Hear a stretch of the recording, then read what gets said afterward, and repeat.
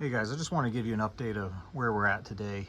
Now that we got the motor running reliably and idling pretty good, it's time to move on to the biggest project in this car, which is the body work. This car sat in the field for years, and the rockers are entirely gone.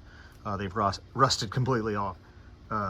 So that's kind of the next big project here. I'm still trying to get my welder set up, and I'll go through my rig when I get that done. But for now, I thought we'd take a better look at what's going on with these rockers. This is the driver's side, and as you can see, normally the rockers come down to allow an attachment point for a little trim piece that runs the entire length. You see the rocker is gone from there, and including the panel behind the door. I think they call it the lower quarter.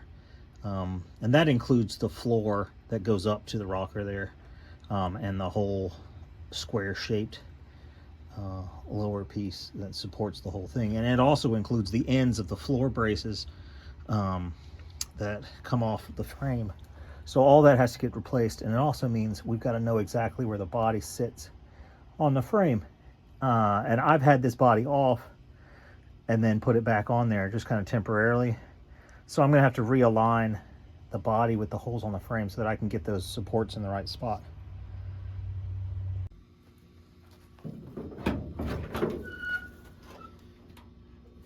Have a look inside.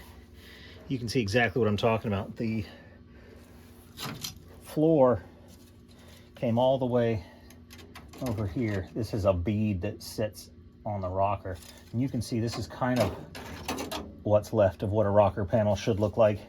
It should come all the way out here, turn and come down for a square, and instead we've got nothing all the way back to, these are the seat braces, so sorry, the seat frames.